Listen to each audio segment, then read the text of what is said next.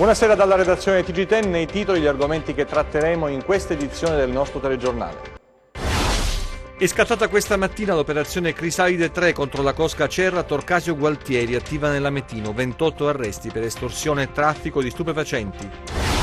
Anna Laura Orrico, parlamentare del Movimento 5 Stelle, unica calabrese tra i sottosegretari del governo Conte, nessun rappresentante del PD, Magorno non era mai accaduto. E Fortunato Amarelli, nuovo presidente di Unindustria, oggi a Cosenza l'investitura ufficiale alla presenza del numero 1 di Confindustria Nazionale Boccia, che ha detto il Sud deve entrare in una grande questione nazionale. Protesta a Cosenza questa mattina dinanzi alla sede dell'ASP delle associazioni che supportano il 118 nel servizio di soccorso, chiedono certezze per il futuro, le rassicurazioni dell'azienda sanitaria. Paura all'Alba Bisignano per un incendio che ha interessato un edificio in pieno centro. L'intervento dei vigili del fuoco ha consentito di mettere in salvo gli inquilini. Elevato a santuario diocesano l'edificio sacro dedicato a Santa Liberata a Santo Stefano di Rogliano. Grande festa nel Savuto. Ancora buonasera dalla redazione TG10, dunque sono 28 le persone raggiunte da un provvedimento di custodia cautelare in carcere nell'ambito dell'operazione Crisalide 3 nel mirino degli inquirenti, la cosca Cerra Torcasio Gualtieri, attiva nella piana Lametina, dedita al traffico di stupefacenti e alle estorsioni. Il blitz dei carabinieri è scattato questa mattina all'alba, sentiamo. È ancora buio quando a Ciampa di Cavallo, quartiere di Lamezia Terme, scatta l'operazione Crisalide 3 contro la cosca Cerra Torcasio Gualtieri, gruppo criminale dedito soprattutto al traffico di stupefacenti che opera tra Lamezia Terme, San Luca e Nicastro. Ma dalle indagini coordinate dalla procura guidata dal procuratore Gratteri emerge una violenta e aggressiva attività di estorsione nei confronti di cittadini e commercianti. 28 oggi le persone arrestate. Questa è la terza inchiesta negli ultimi mesi che va a colpire la cosca Cerra Torcasio Gualtieri, in grado di mantenere un controllo asfissiante nella piana lametina nonostante i diversi arresti che hanno colpito i vertici dell'organizzazione. Tentavano di controllare attraverso i canali di collegamento con l'esterno le attività illecite della cosca stessa e quindi quel rafforzamento della capacità operativa della cosca, benché la cosca fosse stata già interessata alle misure, ma nello stesso tempo è la dimostrazione appunto che l'attenzione costante, sistematica,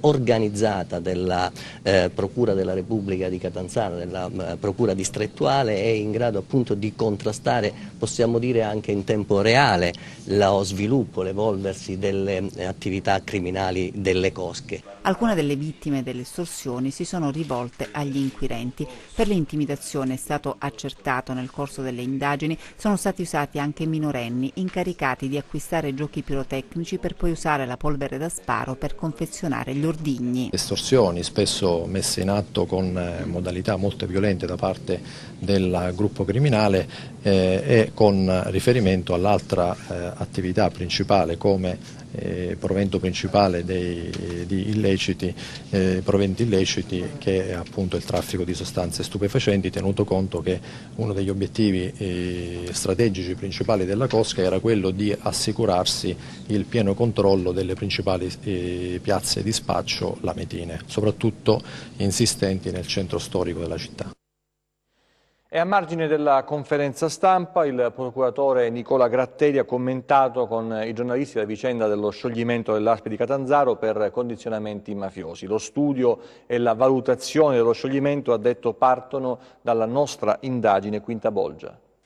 Lo scioglimento dell'ASP di Catanzaro deriva da un'indagine della DDA. Il procuratore Gratteri riavvolge il nastro e spiega come è nato il provvedimento che si è abbattuto sulla sanità catanzarese. Il 12 novembre scorso il GIP del Tribunale della città capoluogo firmò 22 ordinanze di custodia cautelare su richiesta della direzione distrettuale antimafia nei confronti di politici, imprenditori e dirigenti dell'azienda sanitaria.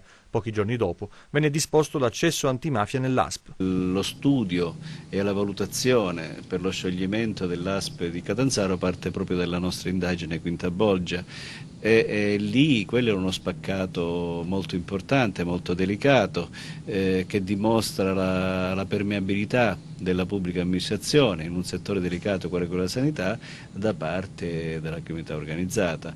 Quindi sono lavori che non nascono per caso, diciamo che stiamo pian piano avanzando, ci stiamo pian piano portando un po' di serenità anche alla gente. Quindi invito sempre, proprio per questi motivi, per quello che noi stiamo riuscendo a produrre, continuate a fidarvi di noi, continuate a venire a denunciare. La cosa che abbiamo riscontrato è che molta gente sta venendo a denunciare. A proposito dell'ASP di Catanzaro, il prefetto Francesca Ferrandino ha disposto con un proprio decreto la sospensione dell'organo di direzione generale dell'azienda sanitaria e ha nominato la commissione che è composta da Domenico Bagnato, Franca Tancredi e Salvatore Gullì, alla quale sarà affidata l'attribuzione dell'organo di direzione generale e ogni altro potere e incarico connesso. Cambiamo argomento. Anna Laura Orrico, parlamentare del Movimento 5 Stelle, l'unica calabrese tra i sottosegretari del governo Conte. Nessun rappresentante del PD e Magorno dice non era mai successo. Anna Laura Orrico, parlamentare del Movimento 5 Stelle, unica calabrese tra i 42 sottosegretari nominati questa mattina a Palazzo Chigi. Governo Conte al completo. Anna Laura Orrico si occuperà di beni culturali, laureata all'Unical con il massimo dei voti, vanta esperienza nella progettazione nazionale ed internazionale nel campo delle organizzazioni no profit. Delusione nel PD per la mancata rappresentanza nel governo. Non era mai accaduto nella storia repubblicana che, diciamo così, rimanessero fuori dal governo completamente uomini che potevano provenire dai partiti che hanno dato vita al PD. Mi riferisco al Partito Comunista, alla Democrazia Cristiana, al Partito Socialista. In 75 anni di storia, 70 anni di storia repubblicana, questo non era accaduto mai.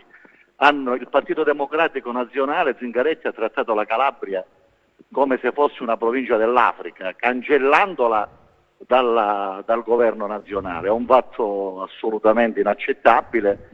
Io, quando sono stato segretario regionale, ho vissuto due vicende, due governi. Prima quello Renzi, allora la Lanzetta fu nominata ministro e il Minniti sottosegretario ai servizi segreti. Poi alla Presidenza del Consiglio dei Ministri con delega ai servizi segreti. Nel governo Gentiloni abbiamo avuto l'onore di avere un calabrese ministro degli interni. Il tanto vituperato Magorno, insomma, credo che abbia lavorato bene di questa classe dirigente del PD che ha vinto il congresso in Calabria e che ha fatto cancellare dal governo il Partito Democratico calabrese. D'altra parte, lasciatemi passare questa considerazione, li ho visti perdere negli anni in cui sono stato segretario regionale perché si dividevano nei paesi, nelle città, nelle province, dopodiché attribuivano la responsabilità a Magorno, che invece ha sempre vinto, come ha dimostrato anche nella terza sua elezione a sindaco nella città di Diamante. Intanto lunedì il commissario del PD Stefano Graziano ha convocato a Lamezia il tavolo del centrosinistra con all'ordine del giorno le elezioni regionali. La tensione è alta.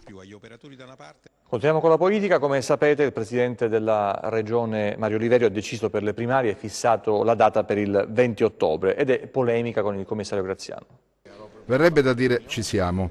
Oliverio getta la spugna oltre il campo nel tentativo di impedire al PD di giocare. Il governatore lo sa bene che il partito non lo vuole, che le parole del commissario Graziano sono tutt'altro che concilianti e che Oddani glielo ha detto in faccia ciò che il partito pensa di lui. Il sei fuori da talk show televisivo è stato pronunciato in più di un'occasione. Insomma, c'è quanto basta per ritirarsi in buon ordine. Chiunque lo avrebbe fatto. Non però Oliverio, che conosce il mare tempestoso della politica, le dinamiche interne del partito di cui fa parte da oltre un trentennio. Allora che fa? Ci prova, insiste, sfida e si gioca la carta delle primarie, convinto di raccattare i voti necessari per dire al partito: ecco, la gente è con me, costi quel che costi, a proposito una milionata di euro. Ma questa è una chance che la vuole giocare per la serie uno contro tutti, entro il 20 ottobre, data in cui si svolgeranno le primarie. A proposito del 20 ottobre, non è una scelta casuale, atteso che le elezioni a questo punto potranno tenersi non prima di 100 giorni, cui si svolgeranno le consultazioni per la scelta del candidato alla presidenza. A questo punto, due sembrano essere le date possibili per il voto: il 19 dicembre o il 17 febbraio, che tradotto significa più tempo per trattare. Ma torniamo alle primarie. Il governatore conta di mobilitare la truppa composta per la maggior parte di sindaci, quelli che hanno ottenuto qualcosa dalla regione e forse attendono anche altro. Sa che non potrà pescare nel mazzo dei consiglieri, eccezione fatta per 2 o 3 al massimo. Il resto dei consensi dovrà trovarli oltre il PD. Ce la farà? A guardare dentro l'agone politico sembra operazione complicatissima, ma come si dice, la speranza è l'ultima a morire, anche se la versione aggiornata dell'antico adagio recita pressappoco così: chi di speranza vive corre il rischio di rimanere prigioniero della stessa speranza. Il presidente nazionale di Confindustria è stato oggi a Cosenza e l'occasione è stata utile anche per salutare il nuovo presidente di Confindustria a Cosenza, Fortunato Amarelli. Sentiamo. L'elezione a presidente di Confindustria Cosenza di Fortunato Amarelli è stata salutata anche dall'arrivo del presidente nazionale di Confindustria, Vincenzo Boccia, che ha subito parlato delle linee guida che gli industriali vorrebbero dettare al governo, una seria riforma fiscale e molta attenzione ai giovani. Una grande riforma fiscale nel Paese deve avere un'attenzione a 2 aspetti. Uno, un nodo risorse. Abbiamo un debito pubblico rilevante e quindi risorse non elevate e non possiamo fare maggior debito pubblico. L'altro è darci delle priorità. Una di queste per noi, insieme a tante altre parti sociali, è quello di ridurre le tasse sui salari dei lavoratori italiani. Un grande piano di inclusione giovani che riguarda tutto il Paese e in particolare il nostro Mezzogiorno. Naturalmente non si può prescindere dal far ripartire i cantieri e dal potenziamento delle infrastrutture, ha detto Boccia, che ritiene essenziale e che sia la volta buona finalmente puntare sul meridione. Il Sud hanno bisogno di entrare in una grande questione nazionale, non possiamo, permetterci distrazioni e dobbiamo evitare quelle volgarità di valutare le persone dalle latitudini e non da cosa fanno. Dal canto suo anche il neopresidente Bruzio di Confindustria ha la sua ricetta. Ci sono aziende dell'agroalimentare calabresi che stanno crescendo anche a 2 cifre, siamo contentissimi da questo punto di vista perché in molti casi è la capacità delle imprese calabresi di prendere quei prodotti che sono prodotti del nostro territorio, che sono prodotti per questo motivo anche unici, e poterli portare alla ribalta internazionale. Noi siamo un paese manufatturiero e per cui abbiamo bisogno di unire competenze e innovazioni per creare un manufatturiero forte, capace, innovativo che possa contrastare situazioni in cui il welfare è più agevolato e quindi ovviamente permette una facilitazione del manufatturiero. Protesta questa mattina a Cosenza dinanzi alla sede dell'ASP delle associazioni che supportano il 118 nel servizio di soccorso, chiedono certezze per il futuro, sono arrivate rassicurazioni. Sentiamo. Eccole le ambulanze delle associazioni che svolgono per le ASP il servizio del 118, parcheggiate in fila indiana a Cosenza, davanti la sede dell'azienda sanitaria provinciale, per protestare una situazione che si trascina da troppo tempo. I mezzi di primo soccorso che si occupano dei diversi servizi in provincia di Cosenza hanno deciso di protestare davanti gli uffici dell'ASP di Via Limena perché lamentano la mancata corresponsione degli stipendi da diversi mesi a questa parte e non soddisfatti della convenzione stipulata con l'ente regionale che non tiene conto di diverse problematiche e che andrebbe rivista a loro dire.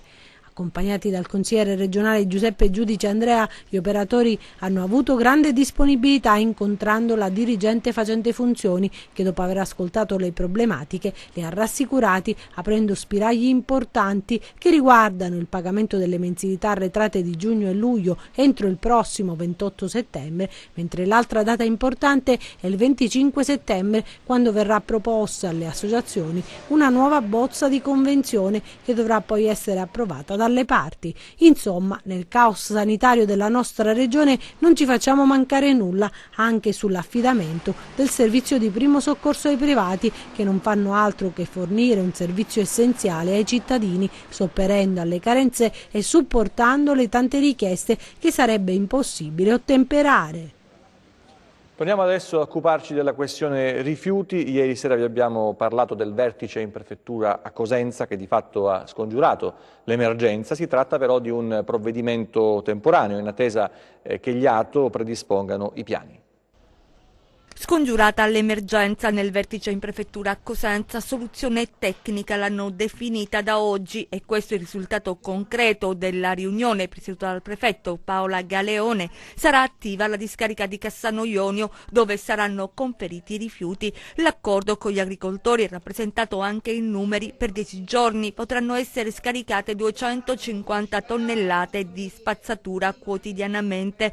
Poi nuovo incontro con i comitati dei cittadini di Cassano resta in vigore. Inoltre è stato precisato nel corso dell'incontro quanto stabilito dall'ordinanza regionale, ossia il sopralzo di 30.000 metri cubi di rifiuti che riguarda le discariche sul territorio regionale fino al 30 giugno 2020, meno di un anno il tempo in cui gli ATO, acronimo di ambiti territoriali ottimali, dovranno essere pronti. A Cosenza quale lavoro dovrà essere svolto dal lato guidato da Marcello Menna? Noi abbiamo dato 10 giorni di tempo al lato stesso perché ci dia l'indicazione del nuovo sito e poi possa procedere alla individuazione del progettista, per cui diciamo tempi piuttosto serrati.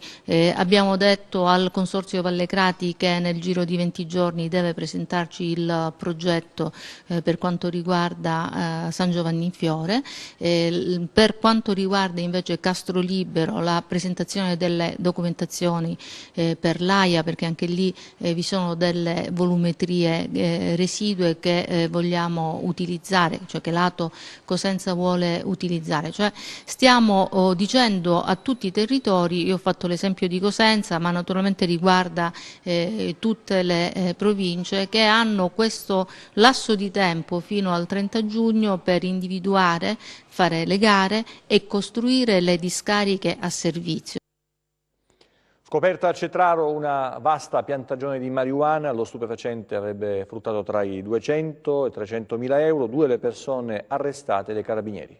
Ecco la vasta piantagione di marijuana individuata dai carabinieri a Cetraro, centro del Tirreno cosentino. Il blitz è scattato all'alba, i particolari dell'operazione resi noti nel corso di una conferenza stampa a Cosenza. I militari della Compagnia di Paola, dello squadrone eliportato cacciatori Calabri e dei carabinieri forestali hanno individuato in una zona impervia incontrata a Mancheo una vasta area di circa 4.800 metri quadri dove 2 persone, un 40enne e un 28enne del luogo, coltivavano la droga. Parliamo di oltre 790 piante per un valore complessivo, una volta messe sul mercato, di oltre 300.000 euro. L'operazione, coordinata dal procuratore di Paola Pierpaolo Bruni e dal sostituto Maria Francesca Cerchiara, è scattata al termine di una prolungata e articolata attività di osservazione. L'operazione odierna rappresenta un altro importante risultato del Comando Provinciale di Cosenza e in particolare del lavoro della Compagnia di Paola, che è riuscita a individuare una estesa piantagione di canepa indiana in territorio molto difficile per le sue caratteristiche morfologiche, e è riuscita a arrestare 2 soggetti che appunto si dedicavano alla coltivazione di questo stupefacente. Al momento non sono stati accertati collegamenti con la criminalità organizzata. I 2 arrestati sono 2 disoccupati del luogo, ma le indagini sono ancora in corso. Altre notizie di cronaca nei nostri 100 secondi, vediamo.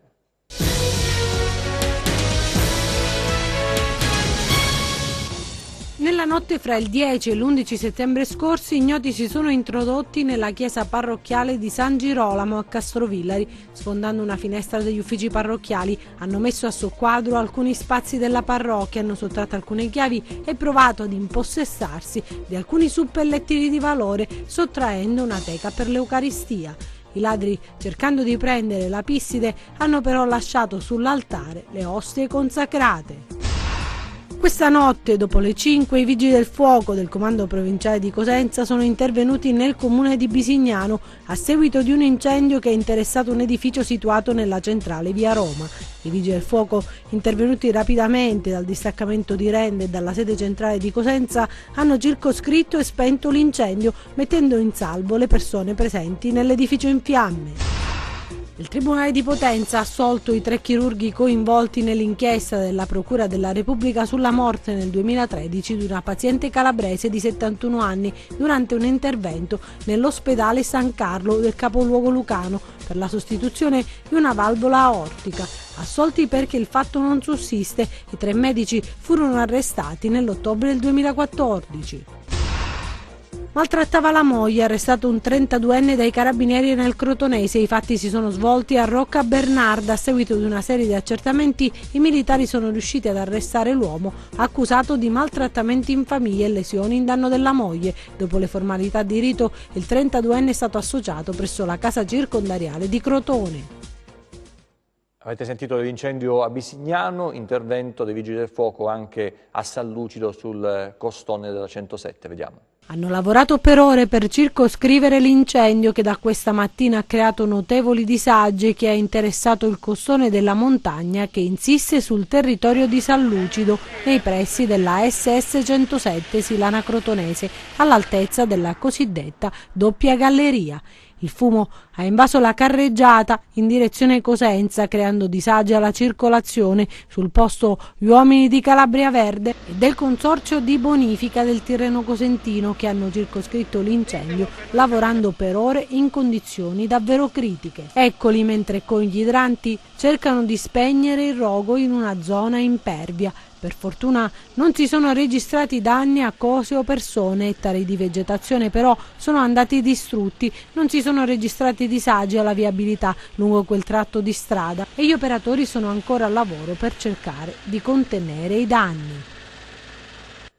Adesso andiamo a Vibo Valentia, dove è vivo il ricordo di quanto è successo 10 anni fa su un campetto di calcio alla periferia di Crotone, dove è morto per errore un bambino, Dodò Gabriele, un ragazzino che stava giocando a pallone, è stato colpito da colpi di pistola che erano destinati ad un'altra persona.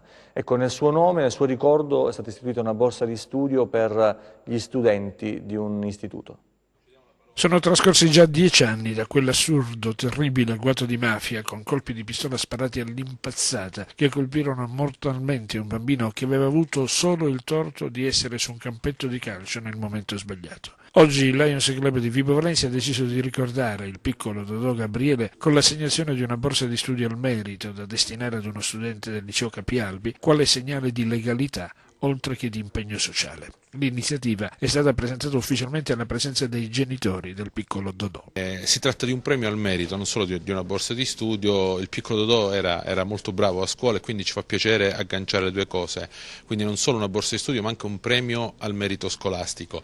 La legalità è una risorsa preziosa, come tutte le risorse materiali la si apprezza quando manca. Noi abusiamo delle risorse così come di quelle paesaggistiche, di quelle culturali, e ci rendiamo conto della loro importanza soltanto quando ne siamo sprovvisti.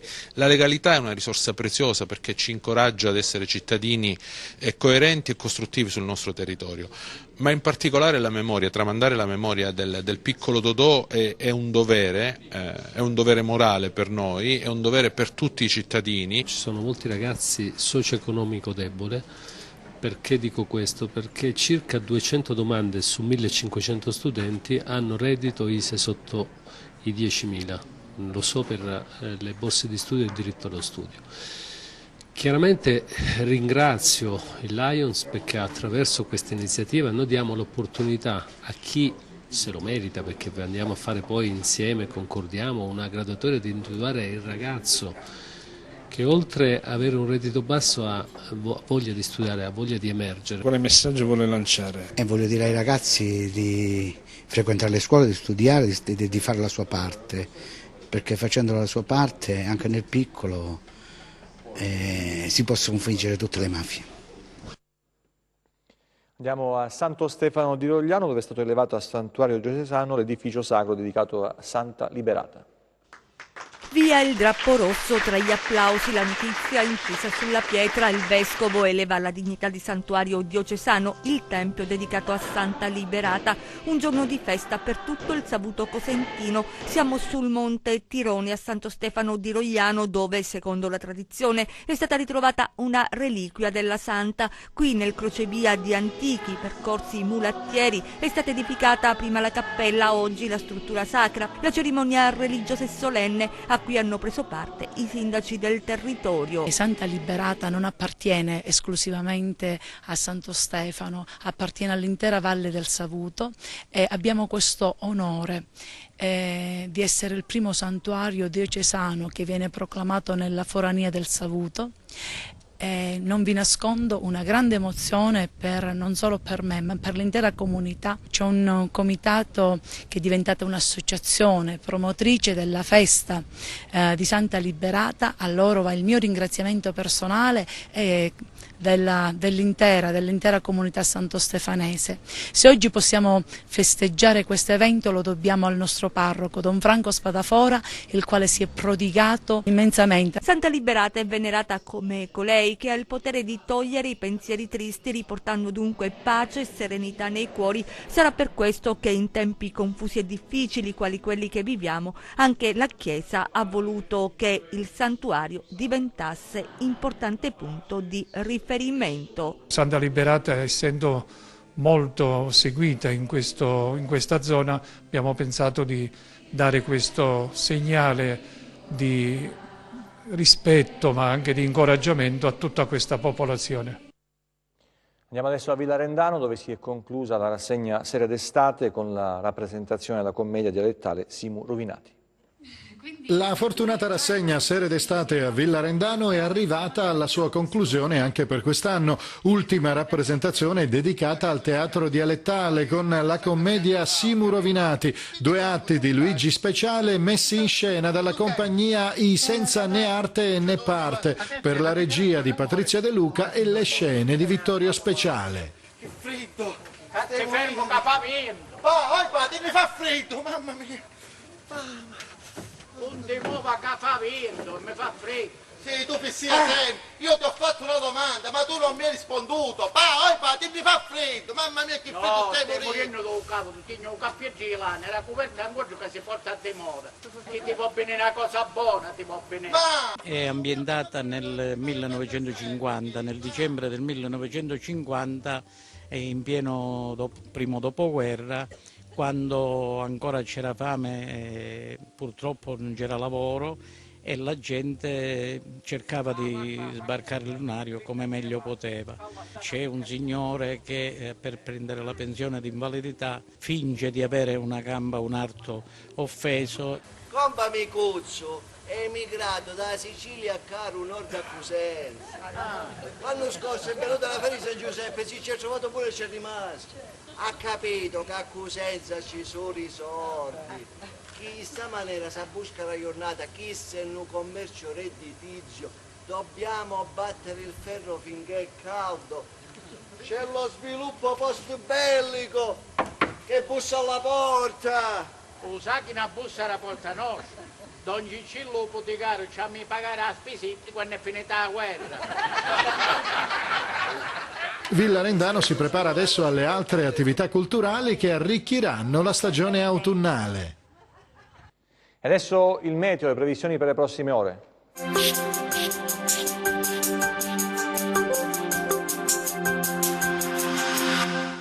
Ben ritrovati da Meteo in Calabria. L'anticiclone torna a conquistare il Mediterraneo centrale e regalerà un fine settimana tipicamente estivo sulla Calabria. Domani ancora cielo sereno o poco nuvoloso ovunque, con temperature massime anche superiori ai 30 gradi nelle pianure interne. Domani quasi calmo o poco mosso il Tirreno, poco mosso o mosso lo Ionio, venti deboli o moderati dei quadranti settentrionali.